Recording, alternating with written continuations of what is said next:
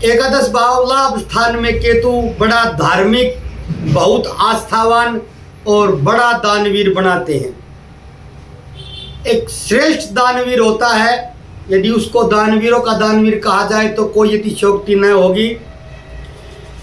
ऐसा व्यक्ति जिसके लाभ स्थान में केतु होता है वो हर एक पर विश्वास कर लेता है, जो कि उसके जीवन का एक नकारात्मक पक्ष भी होता है, इसलिए वो धोखा खाता है।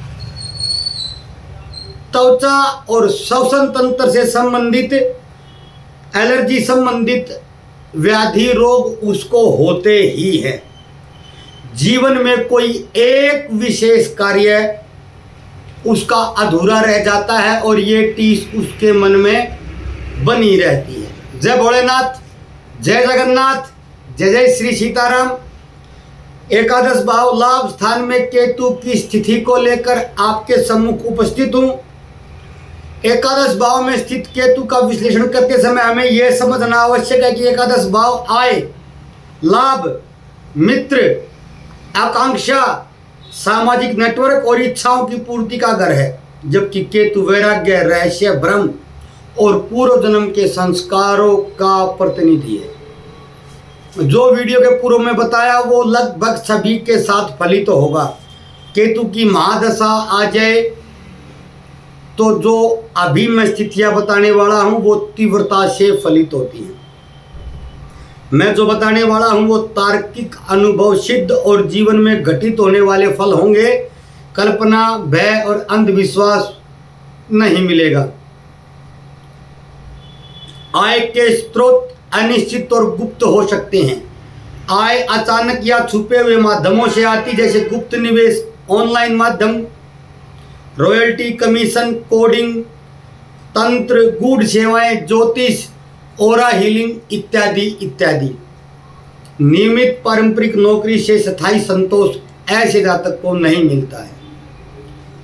मित्रों से दूरी या भ्रामक मित्रता, जातक का मित्र वर्ग सीमित होता है। मित्रों से धोखा या गलतफहमी की संभावनाएं निरंतर बनी रहती हैं। कभी कभी जातक को यह समझ नहीं आता कि मित्र कौन है और शत्रु कौन है। सामाजिक नेटवर्क में अस्पष्ट पहचान, व्यक्ति किसी समूह में होते हुए भी नितांत अकेला महसूस करता है। उसे बहुत से लोग जानते तो हैं लेकिन निकट कोई नहीं होता। इच्छाओं का विचित्र स्वरूप, जातक की इच्छाएं सामान्य लोगों से अलग होती हैं, क्योंकि लाभ स्थान प्राप्ति का भाव है, इच्छा पूर्ति का भाव है। गूढ़ ज्ञान, समाधि, निर्वाण, आत्म विश्लेषण, दुनिया से हटकर जीवन जीने की इच्छा। कभी कभी इच्छाएं पूरी होने के बाद भी खालीपन बना रहता है। लाभ की दिशा का अनुभव से ही ज्ञान। केतु भ्रम पैदा करता है, इसलिए जातक को यह अनुभव से समझ आता है कि उसे कहाँ लाभ मिल सकता है। प्रारंभिक जीवन में यह पहचानने में कठिनाई होती है, लेकिन धीरे धीरे अनुभव के बाद वो प्राप्त होने वाले लाभ का अनुभव पहले ही कर लेता है कि यहाँ से कुछ मिलने वाला है। ऐसी संभावनाएं उसको पहले ही महसूस होने लगती हैं। भाई बहनों से दूरी या मानसिक असमानता। लाभ स्थान छोटे भाई बहनों का, मित्रों का भी होता है। विशेषकर छोटे भाई बहनों से मतभेद या मानसिक अंतर निरंतर बना रहता है। संबंध टूटते नहीं है, परंतु भावनात्मक दूरी बनी रह सकती है। आयु बढ़ने पर लाभ और स्थायित्व। प्रारंभिक जीवन में भ्रम और खोज का समय होता है, खोज और भ्रम बना रहता है, किंतु 35-40 की आयु के बाद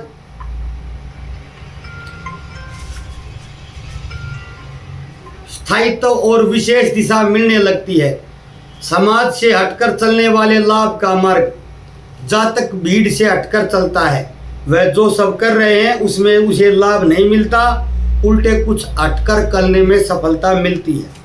केतु जब एकादश भाव में आते हैं तो वह व्यक्ति को गूढ़ अनुभव आधारित और अप्रत्याशित रूप से लाभ देने वाला बनाते हैं, परंतु यह लाभ आसानी से या प्रारंभिक जीवन में नहीं मिलता है। मित्रता, नेटवर्किंग, इच्छा और आय के क्षेत्र में भ्रम उत्पन्न करता है, परंतु जो इसे समझ जाता है वह अप्रत्याशित सफलता प्राप्त करता है। सावधानियां, मित्रों पर अंधा विश्वास कभी न करें। मित्रता भ्रमित करने वाली हो सकती है। धोखा, गलत सलाह, गलत बात या पीठ पीछे बात होने की आशंका बनी रहती है। लाभ के शॉर्टकट से बचें। केतु की प्रवृत्ति अप्रत्याशित लाभ की ओर खींचती है, परंतु इससे बाद में नुकसान और हानि की संभावना होती है। इच्छाओं की अनियंत्रित वृद्धि से बचें। इच्छाएं रहस्यमय ढंग से जन्म लेती हैं और अंत में शून्यता देती हैं। नेटवर्किंग में संदेहपूर्ण लोगों से दूरी बनाए, विशेषकर डिजिटल या गुप्त संगठनों से सावधान रहें। भाई बहनों से वैचारिक टकराव से बचें, विशेषकर छोटे भाई बहनों से संवादहीनता या समझ का अंतर हो सकता है। ऐसे जातक के मित्र बहुत कम होते हैं और सच्चे उससे भी कम होते हैं। आय का कोई स्थिर स्रोत नहीं होता है। एक समय बहुत अधिक स्रोत होते हैं और एक समय बिल्कुल न के बराबर स्रोत भी होते हैं, यानी कि आय में असमानता निरंतर बनी रह सकती है, निरंतर प्राप्त होती रह सकती है। अलग तरह के व्यवसाय और आय के साधनों की ओर झुकाव। ऐसे साधन, ऐसे व्यवसाय, ऐसे स्रोत जो सामान्यता कोई करता दिखाई नहीं देता, ऐसे साधनों की ओर जातक का झुकाव होता है। भीतर से अकेलापन महसूस उसको होता ही है, भले ही लोग चारों ओर भीड़ बनाए, झुंड बनाए खड़े हों। इच्छाओं की पूर्ति के बाद भी मन में अधूरापन रहता है। इच्छा प्राप्त हो भी गई, इच्छा पूरी हो भी गई, तो भी उसके मन का अधूरापन खत्म नहीं होता है। नेटवर्क में अचानक विवाद होता है, दूरियां होती है, उससे लोग कभी ऐसी स्थिति आती है कि दूरियां बनाने लगते हैं, उसको देखना भी पसंद नहीं करते। रहस्यमयी प्रवृत्ति के लोगों से लाभ भी होते देखा जा सकता है और हानि भी होती है। ये राशि, दृष्टि, नक्षत्र आदि पर भी निर्भर होता है। एकादश भाव में केतु स्थित होने का सीधा सीधा उत्तर ये है कि पूर्व जन्म में इच्छाओं का या तो दमन किया है या दुरुपयोग किया है। भाई बहनों के साथ कोई अधूरी या करुणा से रहित कड़ी पूर्व जन्म में रह सकती है। मित्रता या संबंधों में छल या स्वार्थ की प्रवृत्ति का कर्म फल भी ये माना जा सकता है। किसी समूह या समुदाय में रहकर भी भीतर से अलग रहने की वृत्ति जो होती है, वो भी लाभ स्थान में केतु की स्थिति पैदा करती है। केतु के बीज मंत्रों का जाप करें, तांत्रिक या वैदिक। तांत्रिक मंत्र है ओम स्त्राम स्त्रीम स्त्रोम सह केतवे नमः और वैदिक मंत्र है ओम केम केतवे नमः। विशेषकर मंगलवार शनिवार को अवश्य करें। सच्चे मित्रों का सम्मान करते रहें। सच्चा मित्र मिलना को हिनूर हीरे के मिलने के बराबर है। सच्चा मित्र सोने की तरह संभाल कर रखने योग्य होता है।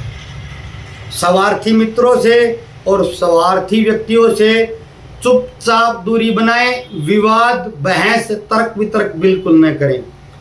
छोटे भाई या छोटी आयु के व्यक्तियों की मदद हमेशा करते रहें। वैसे सहायता तो समान और बड़ों की भी कर देनी चाहिए, लेकिन छोटों की शिक्षा, कैरियर या स्वास्थ्य में सहयोग केतु को संतुलित करता है। सफेद और काला रंग जो मिला हुआ हो उस कुत्ते को रोटी और गुड़ देना लाभ स्थान में स्थित केतु के हानिकारक फलों में कमी करता है। सफेद या काला न मिले तो सामान्य कुत्ते को भी आप भोजन दे सकते हैं, रोटी या गुड़ या दोनों। झूठी नेटवर्किंग, नकली प्रचार या नकली छवि के निर्माण से बचें। पितरों के लिए जल देना और वृद्ध ब्राह्मण या वृद्ध सन्यासी को भोजन कराना भी केतु का एक अच्छा उपाय है। केतु कवच का पाठ भी केतु की महादशा में लाभ देता है। मंगलवार को भस्म का तिलक लगाना भी केतु के लाभ भाव की स्थिति में लाभकारी सिद्ध हो सकता है। आत्मचिंतन, आत्म विश्लेषण और विवेक का प्रयोग लाभ स्थान में स्थित केतु के बुरे फलों में कमी लाने में आपकी सहायता करता है। प्रत्येक शनिवार को या सप्ताह में कभी कभार आधे दिन के लिए या एक दिन के लिए मौन व्रत करना भी लाभ स्थान में स्थित केतु के लिए शुभ होता है। केतु की कोई भी स्थिति हो, लाभ में हो, हानि में हो, दूसरे में हो, 10वें में हो, पहले में हो, गणेश अथर्व शीर्ष का पाठ लाभ देता ही है। मंदिर में एक लाल रंग का झंडा चढ़ाना भी केतु की हर एक स्थिति में लाभ देता है।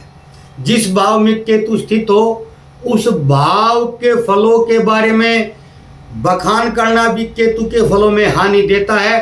उस भाव संबंधित योजनाओं को गुप्त रखना भी केतु का एक सटीक उपाय हो सकता है। केतु की महादशा में प्राप्त हो रहे दुखों के प्रचार से केतु फैलाव करता है और दुखों में वृद्धि करता है। केतु की दशा महादशा में जो भी कष्ट प्राप्त हो रहे हैं उनको स्वयं तक रखना, गुप्त रखना भी केतु का एक सटीक उपाय है। हनुमान जी की आराधना, गणेश जी की आराधना और मंगलवार का उपवास भी केतु की स्थिति में लाभ देता है। बुधवार को और कोई अन्य उपाय न कर पा रहे हो तो 2 या 4 बूंदी के लड्डू और थोड़ी सी हरी दुर्वा गणेश जी को अर्पित करना केतु की प्रत्येक स्थिति में लाभ देता है। सिर्फ लाभ देता है ये कहा है, केतु के कष्ट पूर्णता खत्म होंगे ये बिल्कुल नहीं कहा है। आशा है वीडियो आपको पसंद आएगी। कल फिर किसी अन्य वीडियो के साथ मिलते हैं, तब तक धन्यवाद। जय भोलेनाथ, जय श्री जगन्नाथ, जय जय श्री सीताराम।